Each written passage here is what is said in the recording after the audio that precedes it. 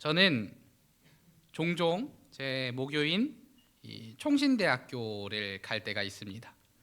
그리고 저는 갈 때마다 기회가 되면 그 총신대학교에 있는 나무 한 그루를 꼭 보고 와요.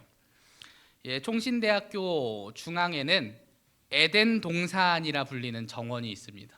아주 그 이름 자체가 아주 대단하죠. 에덴 동산. 그 정원이 있는데 그 정원에 아주 키가 큰 마크 호기 나무라는 나무가 있어요. 저는 항상 그 나무를 보고 옵니다. 제가 총신대학교에 딱 20살 때 처음 입학해서 첫날 들었던 수업이 이제 원어민과 함께하는 영어 수업이었어요. 솔직하게 이야기하면 저는 영어를 잘 할까요? 저 영어 정말 못하거든요. 이제 이전에도 그랬어요. 그 20살 때도 영어를 참 못했어요. 못하는 정도가 아니라 이 영어 공포증이 있을 정도였어요. 그런 저에게 원어민 교수님과 함께하는 수업은 공포의 대상인 거죠. 가서 내가 무슨 말을 할 수 있을지, 이 머릿속에 떠다니는 말들이 있는데 이게 입 밖으로 나오지가 않는 거예요. 그런데 원어민 교수님하고 대화를 해야 된다는 것, 두려운 마음으로 딱 수업에 처음 들어갔는데 딱 교수님을 보고 깜짝 놀랐어요. 그 키가 2m가 넘는 정말 큰 그 아프리카계 미국인이 들어와서 영어를 하는 거예요. 영어로 말을 거는 거예요. 그 굵직한 목소리로 그렇게 이야기를 하는데, 그렇게 이 15주간의 원어민 수업이 시작이 되었습니다. 제 영어 실력이 그 수업을 통해 어떻게 됐을까요? 다이나믹하게 막 계속 성장을 했으면 참 좋았을 텐데 그렇지는 못했습니다. 그 교수님이 하는 말을 잘 알아듣지 못했고, 또 저는 그 아주 소심했던 20살의 저는 말도 제대로 잘 하지 못했어요. 그리고 기말고사가 찾아왔습니다. 15주를 잘 지내고 기말고사가 됐는데, 이 기말 시험이 뭐였냐? 교수님과 대화하는 거였어요. 1대1로 교수님과 대화하는 것. 솔직히 저는 그 시험에서 대답을 잘 하지 못한 것 같아요. 그런데 교수님이 질문을 계속 저한테 하시는 거예요. 네, 어떤 질문이었냐면, 이 수업을 통해 영어 실력이 조금 늘었다고 생각하냐라는 질문이었어요. 저는 버벅거리면서 대답했습니다. 솔직히 늘었다고 생각하지는 않는데 이 수업을 통해 그래도 영어를 두려워하던 마음을 많이 이겨냈습니다 라고 이야기했죠. 지금 이렇게 수려하게 이야기하지 못하고 버벅대면서 막 이렇게 저렇게 얘기를 했어요. 그리고 그때 교수님은 영어 공부 열심히 하라고 말씀하시고 시험을 마쳤습니다. 그리고 몇 주가 지나서 성적 확인을 했을 때 전 너무나 깜짝 놀라고 말았어요. 어떤 점수였을까요? A+를 받은 거예요. 제 영어 실력은, 제 친구들 보면은 영어 잘하는 친구들 많고 미국, 영국에서 살다 온 친구들도 많았어요, 그 수업에. 그런데 이 제가 A+를 받았다는 것은 이해가 되지 않았죠. 그래서 2학기가 시작되자마자 교수님을 찾아가서 물어보기로 결심을 했습니다. 제가 마크 호기 교수님한테 가서 물어보려고 했는데, 방학이 끝날 무렵, 아직도 기억해요. 12년도 8월 광복절 이쯤 저쯤이었을 거예요. 제가 그때 청년부 수련회 중이었어요. 연합 수련회여서 저 침신대에서 수련회를 하고 있는데, 제 앞에는 그 당시에 엄청 유명하던 개그맨이 이제 집회에 와서 간증을 하고 있었고, 그때 휴대폰을 울렸습니다. 제가 그 당시에 연락이 왔는데 마크 호기 교수님이 자전거를 타다가 심장마비로 소천을 하셨다는 소식이었어요. 그때 그냥 그 자리를 나가서 계단에서 얼마나 울었는지 몰라요. 너무나 충격적인 일이었습니다. 그리고 이제 물어볼 수가 없는 거예요. 왜 저한테 A+를 주셨습니까? 이제 물어볼 수가 없게 되었습니다. 그래서 이제 학교에 그 마크 호기 교수님을 추모하며 나무를 그렇게 세워뒀거든요. 그래서 종종 가고는 하는데, 그때 생각이 나면 결심을 합니다. 내가 영어 공부를 좀 열심히 더 해야겠다, 영어를 더 열심히 공부해야겠다라는 생각이 듭니다. 그래야 이 천국에 갔을 때 교수님을 뵐 면목이 있을 것 같아서요. 교수님의 마지막 저한테 하신 부탁이 영어 공부 열심히 하라는 부탁이었으니까요. 오늘 말씀에 나오는 예수님의 명령도 마지막 명령입니다. 이 땅에서 제자들에게 하시는 마지막 명령이죠. 예수님께서 3년간의 공생의 기간을 마치시고 제자들과 함께 했던 그 3년의 시간을 마치시고 하늘로 오르시기 전에 제자들에게 하신 마지막 명령이었습니다. 그렇기 때문에 이 명령 너무나 중요한 명령이고 제자들에게 있어서도 이 명령만큼은 우리가 정말 잘 지켜 행해야겠다라는 생각이 드는 그런 명령이죠. 그 마지막으로 하는 말씀이니 얼마나 중요한 이야기를 하셨겠어요. 그래서 우리는 이 명령을 지상명령이라고 부르죠. 저는 처음에 지상명령이라고 하길래 예수님이 땅에서 지상에서 하신 마지막 명령이어서 지상명령인 줄 알았는데 이 지상이라는 게 이를 지자에 윗상자를 써서 가장 높은 명령이라는 뜻이죠. 즉 가장 높은 가장 중요한 명령이라는 뜻입니다. 그리고 이 명령의 내용은 우리가 너무나 잘 알고 있는 말씀, 오늘 함께 읽은 말씀 마태복음 28장 19절과 20절의 말씀입니다. 우리 다시 한번 읽어볼까요? 마태복음 28장 19절 20절의 말씀입니다. 시작.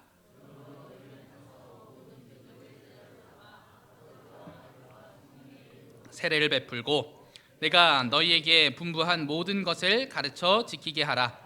볼지어다 내가 세상 끝날까지 너희와 항상 함께 있으리라 하시니라. 아멘.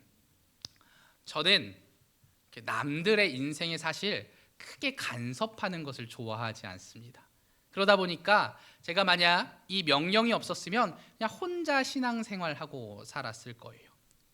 그런데 왜 우리가 전도해야 하며 왜 우리가 그렇게 세상 사람들이 얘기하잖아요. 왜 그 교회 다니는 사람들은 왜 이렇게 전도하려고 하냐고. 나도 안 할 수 있으면 안 하고 싶어요.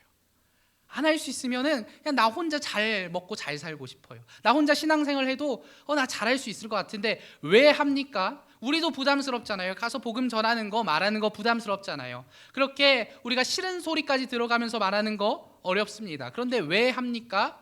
예수님의 마지막 명령이잖아요. 내 생각으로는 할 수가 없죠. 내 마음으로는 안 하고 싶죠. 그런데 마지막으로 예수님이 부탁하셨으니까 우리가 그것을 하는 겁니다. 그 명령을 요약하면 모든 민족을 제자로 삼으라는 것이죠. 모든 민족을 예수님의 제자로 만들라는 겁니다. 그들에게 세례를 베풀고 예수님께서 이 공생의 기간 동안 가르치신 그 모든 것을 그들도 지키게 하라는 것입니다. 즉, 이 땅에 사는 그 많은 사람들에게 복음을 전하고 그들을 예수 그리스도의 제자 삼으라는, 믿는 사람으로 그리스도인으로 만들라는 이야기였죠. 쉽게 말해서 예수님께서 그 3년 동안 하셨던 일들을 이제 제자들에게 이양하신 것이죠. 그런데 여러분 생각해 보세요. 이게 쉬운 일입니까? 예수님께서 하셨던 일을 제자들이 하는 것은 어려운 일이었을 겁니다. 게다가 이제 예수님이 안 계십니다. 예수님이 이제 지켜보면서 그래 너 그렇게 하면 돼 라고 말씀해 주시면 그래도 좀 할만할 텐데 그게 아니라 어떻게 합니까? 예수님은 이제 하늘로 오르셨어요. 이제 제자들끼리 예수님 어떻게 하셨지? 예수님 이렇게 하셨는데 그냥 기억을 더듬어가면서 예수님이 이렇게 말씀하셨는데 기억을 더듬어가면서 예수님께서 하셨던 일들을 해내야 한다는 거죠. 얼마나 어려운 일이겠습니까? 생각해 보세요. 제가 갑자기 어느 날 사라지고 내일부터 권사님 설교하시면 됩니다. 주일마다 돌아가면서 설교하세요. 하면 하실 수 있겠습니까? 얼마나 부담이 되는 일이겠어요. 어려운 일이죠. 예수님께서 맡기시는 일, 제가 그렇게 해도 어려울 텐데 예수님께서 그렇게 하시면 더욱 어려운 일이었을 겁니다. 심지어 이 제자들이 어떤 사람들이었냐면요, 오늘 17절의 말씀을 볼까요? 17절에 이렇게 이야기합니다. 예수를 배웠고 경배하나 아직도 의심하는 사람들이 있더라. 여러분, 지금 여기 모인 사람들이 어떤 사람들이냐면 어중이 떠중이들이 아니에요. 어떤 사람들이냐? 예수님의 11제자가 모였습니다. 예수님의 최측근, 3년 동안 함께하면서 예수님의 말씀을 듣고 또 듣고 기적과도 같은 일들을 본 사람들. 우리가 요즘 새벽에 요한복음을 보는데 나사로의 부활 사건을 봅니다. 그것까지도 본 제자들이에요. 사람이 죽었다 살아나는 것, 병 고쳐지는 것, 오병이어의 사건과 같은 수많은 기적들을 눈으로 직접 본 사람들, 그리고 그 배신자 유다는 사라지고 딱 11명의 아주 예수님에 대해서 모든 것을 알고 들었던 사람들이 모였습니다. 그런데 이들 중에 어떤 사람들이 또 있다고요? 아직도 의심하는 사람들이 있다고요. 11 제자들이 예수님의 부활하시고 다시 예수님을 목격해서, 그리고 예수님께서 다시 살아나신 후에도 이 제자들에게 얼마나 또 중요한 이야기들을 하셨겠어요. 그리고 그렇게 예수님께서 이제 하늘에 오르시기 전에 이들에게 부탁하려고 11명을 모으셨는데 이들 중에서도 의심하는 사람들이 있다는 겁니다. 예수님께서 명령하신 그 일을 따르려면 예수님을 굳게 믿고 있어도 할 수 있을까 하는데 여전히 의심하는 사람들이 있었다는 것. 이게 과연 예수님께서 이를 맡길 만한 상황이었을까요?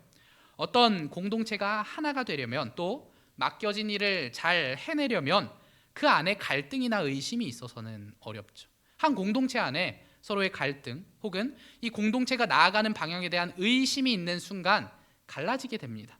그 의심과 갈등이 있으면 에너지가 분산되죠.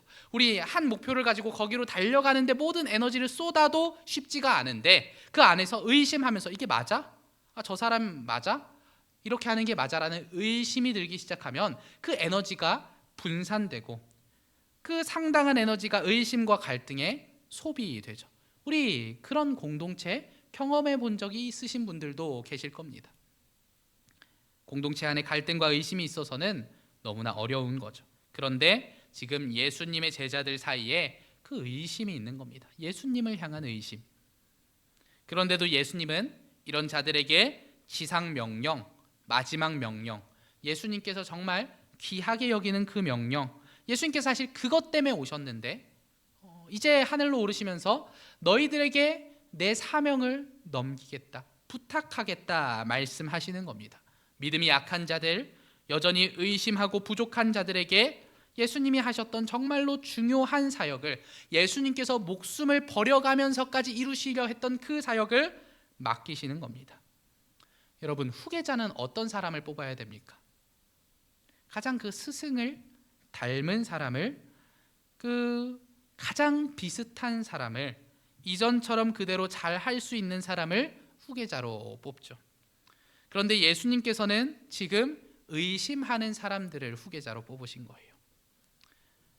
여러분, 이 공동체에 속해 있다고 생각해 보세요. 얼마나 걱정이 됩니까? 의심하는 자가 예수님을 잇는다고 생각해 보세요. 이 공동체가 제대로 돌아갈지, 또 흩어지지는 않을지, 문제가 생기지는 않을지 걱정이 되는 거죠. 후계자로 뽑을 수 없는 자들을 뽑으시고 예수님께서 이 땅에 하시던 그 사역을 맡기시는 겁니다. 왜 그러셨을까요?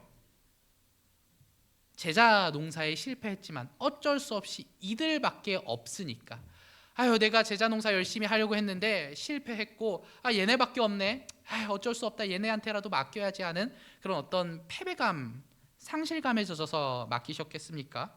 그게 아니라는 거죠. 이 제자들이라도 있기에 그래도 아쉬움을 뒤로 하고 이들에게라도 맡기시는 겁니까? 그게 아니라는 거죠.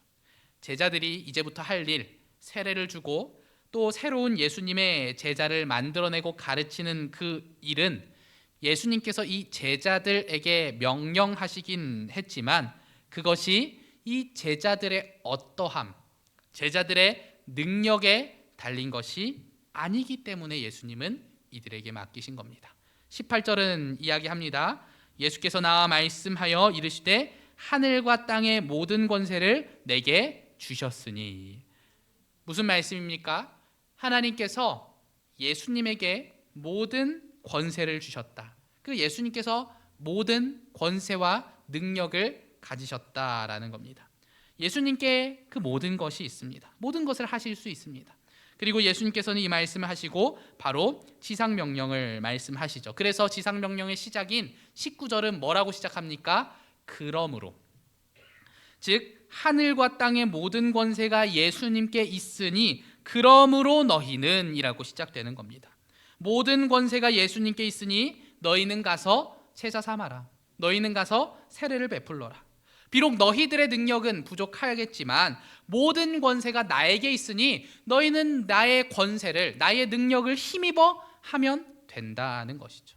너희의 능력, 너희의 의심, 너희의 상황은 정말 별거 없을 수도 있고, 너희는 사실 한 명도 세례를 못 줄 수도 있고, 한 명도 전도하지 못할 수도 있고, 그 복음을 알려줄 수 없을 수도 있겠지만, 너희의 능력으로는 그것이 불가능할 수도 있겠지만, 너희의 힘으로 하는 게 아니라 예수 그리스도 나의 권세로 할 수 있으니 그 능력을 빌려 지상명령을 행하라고 말씀하시는 거죠.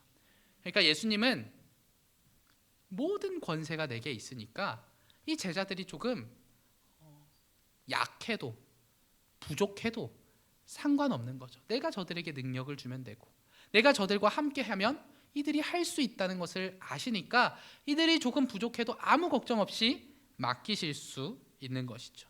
여러분, 우리는 제자들과 같습니다. 우리에겐 능력이 없죠. 지금 당장 여기서 나가서 누군가에게 복음을 전해서 데려올 자신 있으십니까? 저는 없어요. 저는 못해요. 그렇게 안 될 것 같아요. 제 능력으로는 안 될 것 같아요. 복음을 전할 능력도, 마지막 명령을 지켜 행할 그 능력도 없습니다. 그리고 심지어 꼭 복음 전하는 일뿐만이 아니라 우리가 하려는 어떠한 일도 내 능력으로만 되는 것은 하나도 없다는 거죠. 우리는 이 사실을 너무나 잘 알고 있습니다. 그러나 오늘 말씀에 보면 예수님께는 모든 권세와 모든 능력이 있다는 거죠. 예수님께는 불가능이 없으시다는 거죠. 그래서 우리가 전도하고 복음을 전하고 또 심지어 예수님을 내가 믿는 것마저도 예수님의 권세를 힘입어서 하는 겁니다. 내 능력으로는 아무것도 못해요. 내 능력으로는 할 수 있는 게 없어요. 그러나 예수 그리스도께서 그 힘과 능력과 권세를 더하여 주실 때 우리는 가능해진다는 거죠. 그리고 감사하게도 그렇기 때문에 20절의 말씀은, 이 마지막 명령은 이렇게 끝을 맺습니다. 내가 너희에게 분부한 모든 것을 가르쳐 지키게 하라. 볼지어다 내가 끝날까지, 세상 끝날까지 너희와 항상 함께 있으리라 하시니라. 그러니까 하늘에 오르셨지만 내가 너희랑 함께 할게. 그러니 두려워하지 말고 이 명령을 지켜 행하라고 말씀하시는 거죠. 그러니 우리는 이렇게 고백할 수 있는 겁니다. 나는 할 수 없으나 예수님의 능력으로, 나는 할 수 없으나 예수 그리스도의 권세로 가능하다고 이야기할 수 있는 거죠. 우리는 2주 전에 사도행전의 말씀을 보았습니다. 제자들이 아무런 능력이 없었지만, 복음을 전할 수 있는 능력도 힘도 없었지만 성령님이 오시고 제자들에게 어떤 능력을 주셨습니까? 언어의 능력을 주셨죠. 아무런 언어 능력이 없는 자들에게 성령님께서 각 나라의 언어로 말할 수 있는 그 능력을 허락하셨고, 이 능력으로 인해 언어가 다른 사람들에게 복음을 전할 수 있게 되었습니다. 이렇게 주님은 우리가 예수님의 명령을 지켜 행할 수 있도록 능력을 주시며 함께 해 주시는 거죠. 우리는 할 수 없지만 예수님은 하실 수 있습니다. 우리는 부족하지만 예수님의 권세는 충분합니다. 그리고 그 권세를 가지신 주님께서 세상 끝날까지 우리와 함께 해 주신다고 약속하신 거죠. 그렇다면 이제 자연스럽게 질문이 하나 남죠. 이제 알았어요. 내 힘으로 아니라 하나님의 능력으로, 예수님의 능력으로 내가 할 수 있구나. 전도할 수 있구나. 복음을 전할 수 있구나. 제자 삼을 수 있구나. 이 마지막 명령을 지켜 행할 수 있구나를 우리가 이제 알았어요. 근데 이것만 안다고 할 수 있는 게 아니잖아요. 그렇다면 어떻게 우리가 전도해야 하는가? 막연하게 전도해야 한다는 사실을 알지만 우리가 막상 어떻게 해야 할지 몰라서 머뭇거릴 때가 많습니다.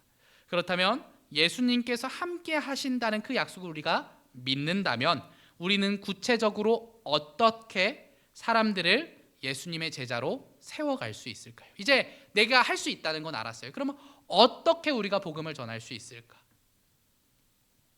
첫 번째로는 복음에 주목하게 하는 겁니다. 무슨 이야기냐면, 많은 사람들이 전도는 뭐 목회자나 전도사나 그런 사람들이 해야 하는 일이라고 생각합니다. 그러나 실제로 대부분의 전도는 우리 성도님들을 통해 이루어지죠. 평신도를 통해 이루어집니다. 교회의 역사를 보아도 또 오늘날을 보아도 그러합니다. 왜 그럴까요? 사람들은 낯선 사람이 전하는 복음보다는 자신이 잘 아는 사람이 전하는 복음에 더 귀를 기울입니다. 사람이 그래요. 내가 모르는 사람이 와서 복음을 이야기한다고 해도 듣고 싶지 않아요. 뭐라고 얘기하는지 들리지 않아요. 그런데 내가 아는 사람, 내가 친한 사람이 복음을 전하면 잘 들립니다. 제가 이제 청년부 수련회를 지난주에 다녀왔잖아요. 청년부 수련회를 2박 3일 동안 하는데 첫날 저녁 집회는 제 친구 목사님이 와서 말씀을 전해주고 둘째 날 집회는 제가 말씀을 전했어요. 그 첫날 말씀을 전하는 목사님이 제 친구지만 정말 잘해요. 정말 복음적이고 정말 말씀을 잘 전하고 그냥 다 잘하는 친구 목사님인데 이 청년들이 그 말씀을 듣고 은혜를 너무 많이 받은 거예요. 목사님 너무 좋다고. 근데 둘째 날 이제 제 차례가 되잖아요. 걱정이 되죠.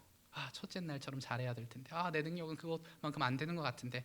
그러나 크게 걱정하지는 않습니다. 왜냐하면 거기 청년들은 제 양이잖아요. 저와 함께 생활하는 청년들이잖아요. 그럼 어떻게 되냐? 첫날 듣는 것보다 더 잘 들리고 더 열심히 듣게 되죠. 우리 목사님이니까. 복음도 마찬가지라는 거죠. 모든 면에서 그렇습니다. 모르는 사람의 말보다 아는 사람의 말이 더 잘 들리는 거죠. 그렇기 때문에 우리의 가장 먼저 해야 하는 역할은 무엇입니까? 그 복음을 듣기 전에 관계를 잘 맺는 거예요. 그리고 관계를 잘 맺은 사람에게 복음을 전하는 겁니다. 성경에도 그런 장면이 있죠. 안드레는 예수님을 처음 만나자마자 가장 먼저 자신의 형제 시몬 베드로를 찾아갑니다. 그리고 말하죠. 우리가 메시아를 만났다. 그리고 그 형제를 예수님께 데려옵니다. 안드레가 왜 가장 먼저 자신의 형제인 베드로를 택했을까요? 물론 그 베드로가 예수님을 만났으면 좋겠는 그 마음도 있지만 내 말을 가장 믿어줄 것 같은 사람이니까요. 내 말을 잘 들어줄 것 같으니까요. 잘 아니까. 그러니까 베드로에게 처음 갔던 거죠. 특별한 능력이 있어서가 아니죠. 복음은 낯선 사람의 말로 시작되는 것이 아니라 관계 속에서 들리기 시작합니다.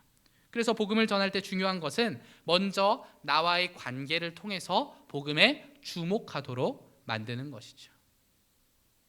두 번째로는 그리스도인으로서 책임을 다하는 삶을 살 때 우리는 전도를 행할 수 있습니다.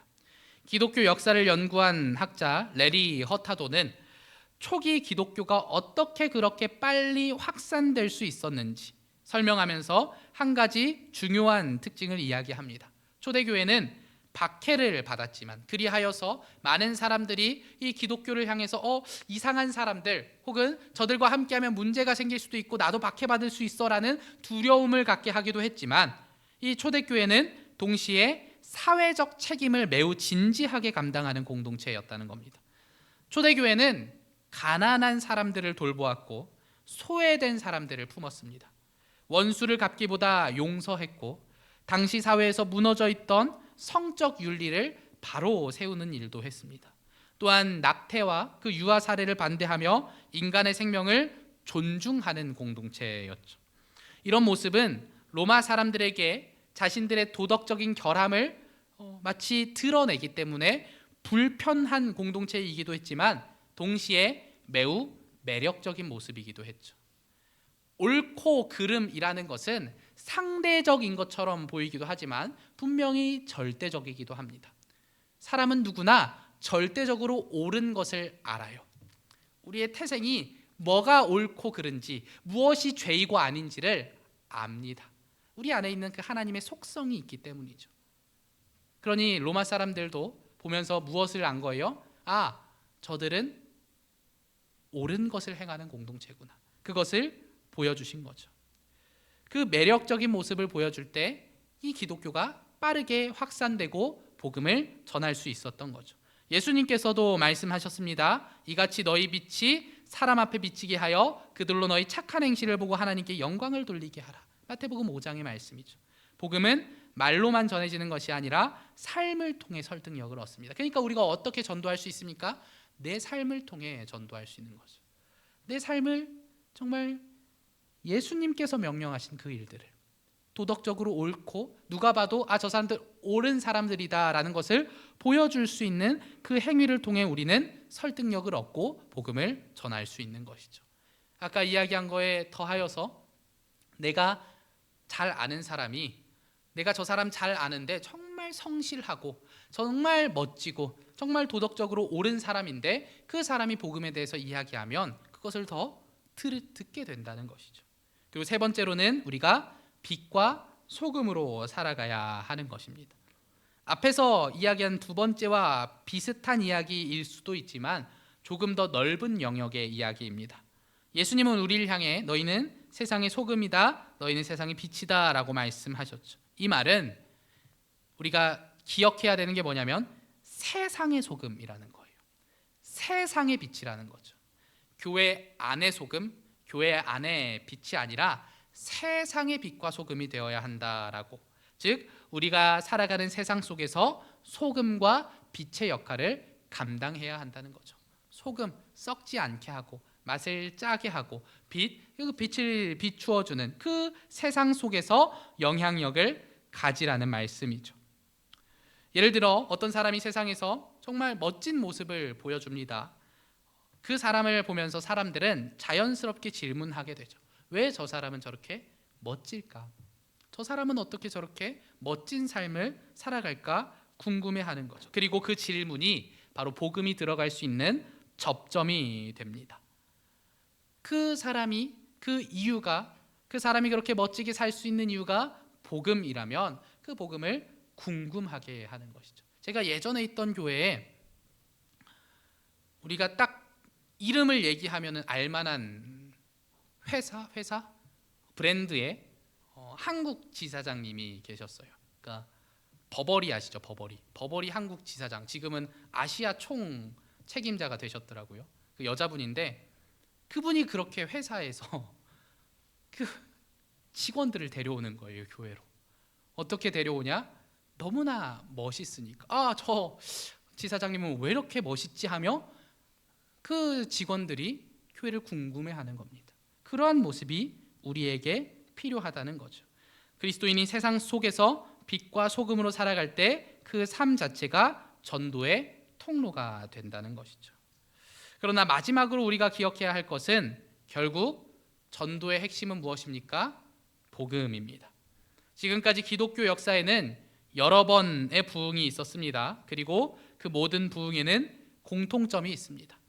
바로 복음이 다시 중심에 서는 순간이었다는 거죠. 교회 공동체가 복음의 은혜를 새롭게 경험하고 그 복음에 사로잡힐 때 사람들은 그 공동체 안에서 일어나는 변화를 보게 됩니다. 복음을 깊이 경험한 사람은 말이 달라지고 삶이 달라집니다. 정말 달라지죠. 제가 부끄러운 이야기지만 엊그제 제 초등학교 동창을 만났어요. 근데 그 초등학교 동창하고 이야기하면서 그런 이야기를 했습니다. 우리 초등학생인데 왜 그때 그렇게 욕을 했을까? 제가 여기 동성초등학교 나왔는데 지금 생각해보면 그 어린 아이들이 뭘 안다고 욕을 그렇게 했을까 싶어요. 정말 많이 했거든요. 초등학생인데 물론 부모님 앞에서 선생님 앞에서 하지 않는데 애들끼리 있으면 그렇게 욕을 입에 달고 살았어요. 제가 언제 끊었냐? 고등학생이 되면서 너무 부끄러운 거예요. 내가 입에서 계속 욕이 나오는 거. 친구가 욕하는데 너무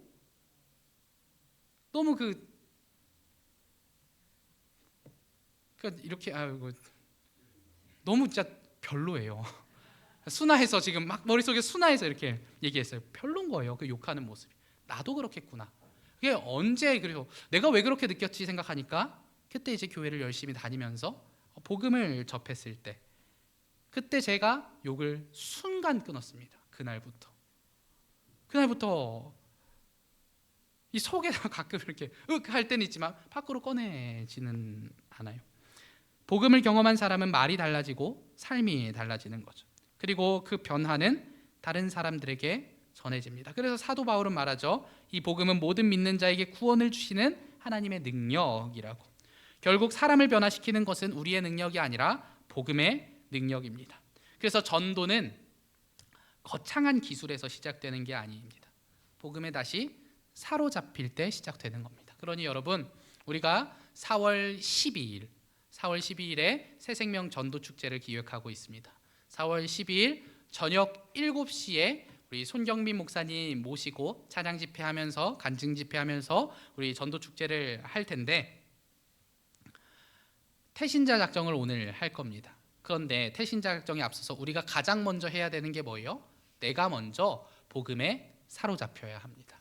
내가 먼저 그 복음의 능력을 믿고 내가 먼저 복음적으로 살아야 전도가 되는 거죠. 내가 개차반으로 살고 내가 엉망진창으로 사는데 어떻게 복음이 전해질 수 있겠어요? 내가 그 사람에게 복음을 전하려고 우리 교회 올래 하는데 내가 그 사람 앞에서 신자다운, 성도다운, 그리스도인다운 모습을 한 번도 보여준 적이 없어요. 그러면 그 사람한테 가서 얘기하는 게 가능하겠습니까? 그 사람이 나의 치부를 알고 나의 문제를 알고 나의 부끄러운 모습을 아는데 나랑 같이 교회 갈래 하면은 어떤 생각이 들겠어요? 우리가 먼저 복음에 사로잡혀야 한다는 거죠.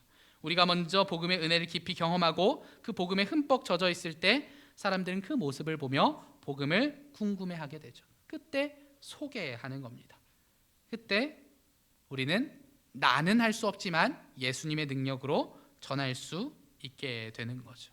그래서 우리는 이렇게 이야기할 수 있습니다. 여러분, 전도는 특별한 사람들만이 하는 일이 아닙니다. 완벽한 믿음을 가진 사람들만 하는 일이 아닙니다. 우리는 2주 전에도 이야기했습니다. 전도는 달란트를 가진 사람들이 하는 것이 아니라 말씀과 기도가 그리스도인들에게 필수적이듯이 전도도 필수라는 거죠. 그 마지막 명령이기 때문에, 그러니 우리가 행해야 합니다. 그러니 우리가 그 전도를 행해야 해요. 여러분, 제가 이렇게 이야기하면 전도 축제를 앞두고 목사님이 드라이브를 거는구나, 힘을 거는구나, 어떻게든 많이 데려오라고 얘기하는구나 라고 생각하실 수도 있어요. 그런데 솔직히 얘기할까요? 전도 축제 때 많이 오면 하나님께 은혜고 감사하겠지만 안 와도 저는 크게 상관없어요. 우리가 지지난주에도 이야기했잖아요. 전도는 결과가 있어야만 성공한 것이 아니라 내가 전함으로써 완성이 되고 열매를 주시는 것은 하나님이십니다. 우리가 이것을 기억해야 해요. 그러니 우리가 목매달아야 될 것은 그날에 몇 명 모였어가 아니에요. 내가 태신자 작정을 하고 복음대로 살았고 그리고 내가 전도를 했어. 내가 그들에게 복음을 전하고 교회 오라고 했어. 그러면 여러분 됐습니다. 그러면 끝이에요. 그리고 오는 것은 하나님의 몫이죠. 만약에 정말 그러진 솔직히 않았으면 좋겠지만 한 명도 오지 않았으면 그냥 우리 함께 찬양하고 기뻐하고 그냥 그 날을 즐기면 되겠죠. 하나님 찬양하고. 다만 우리가 할 수 있는 것을 할 때 주님이 주시는 은혜를 경험해 보시기를 바라요.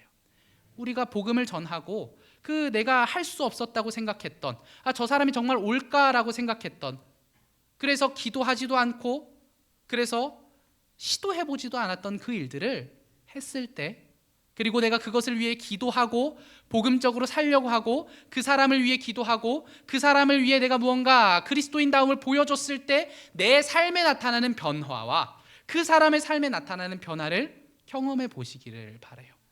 그때 우리의 새생명 전도축제가 의미가 있는 겁니다. 여러분들이 복음적으로 살지 않고 여러분들이 기도하지 않았는데 여기에 사람이 가득 차잖아요. 그것만큼 절망적인 건 없습니다. 왜요? 그러면 이제 우리 마음에 뭐가 찾아옵니까? 기도 안 해도 되네. 그렇게 생각하는 순간 우리 교회 끝나는 겁니다. 사람이 많이 오지 않아도 괜찮습니다. 다만 우리가 복음적으로 살고 전도할 수 있으면 됩니다. 결과가 아니라 그 과정이 우리에겐 중요한 겁니다. 그러니 여러분, 새생명 전도축제 4월 12일 7시가 중요한 게 아니라 그 전까지 여러분이 어떻게 행하고 여러분이 어떤 삶을 사는지 그리고 어떻게 전했는지가 우리의 메인 이벤트예요. 그리고 그 날은 그저 하나님께서 주시는 그냥 찬양의 날, 기쁨의 날로 지내면 되는 겁니다. 그러니 사랑하는 우리 생명샘 교회 성도 여러분, 전하시기 바랍니다. 태신자 작정 하시고요, 그리고 복음적으로 사시고요, 그 모습을 보여주시고 그들을 위해 기도하시기 바랍니다. 그들이 오면 너무나 감사한 거고, 오지 않아도 슬퍼하지 마시고 낙심하지 마세요. 내가 잘 살아내고 잘 했다면 그것만으로도 하나님이 기뻐하시고, 그것만으로도 나는 전도를 행하고 완성한 겁니다. 이 사실을 믿으시면서 우리 그 예수님의 마지막 명령에 순종하시는 우리 성도님들이 되시기를 바랍니다. 우리 이 시간 기도하기 전에 태신자 작전 카드가 있습니다. 우리 앞에 두 분이 나눠주시겠어요? 우리 태신자 작전 카드를 나눠 드릴게요. 우리 이 작전 카드를 다 받아주시고 작성해 주시면 좋을 것 같아요. 우리 결단하면 좋겠습니다. 우리 반주 좀 해주시겠어요? 네.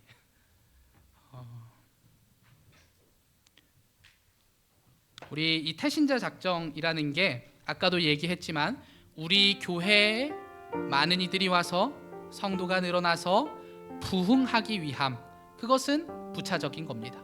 내가 이들을 작정해서 내가 당연히 해야 되는 말씀으로 나아감, 기도함, 그리고 전도함을 온전히 이루기 위함이라는 것을 기억하시기 바랍니다.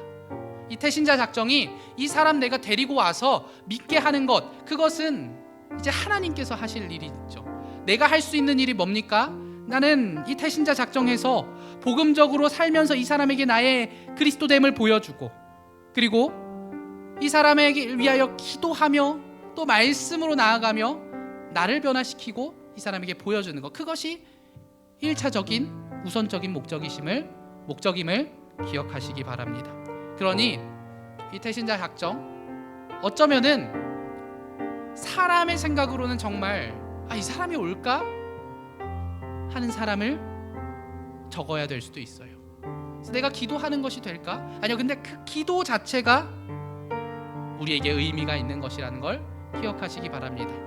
이 적으시고 기도하시고 내 삶에 나타나는 변화를 경험하시고 그렇게 해서 전도하시는 우리 성도님들이 되시기를 바랍니다. 이 시간에 적지 못하실 수도 있어요. 그러나 잘 적으셔서 기도하시기를 바랍니다. 적으신 다음에 보시면은 위에 이렇게 교회 제출용, 밑에 개인 보관용으로 나눠져 있습니다. 잘 이렇게 갈라서 찢으셔서 우리 나가시면서 우리 항상 내는 그 함 있잖아요. 거기에 교회 제출용을 넣어주시면 저와 또 우리 중보기도 팀과 또 우리 함께 기도하시는 분들이 기도하실 겁니다. 그러니까 이제 잘 적어서 제출해 주시고, 오늘 내가 이것을 고민하지만 기도하지만 아직 적지 못하신 분들은 언제든 적어서 제출해 주시면 되겠습니다. 우리 함께 적을 시간을 조금 더 드리겠습니다.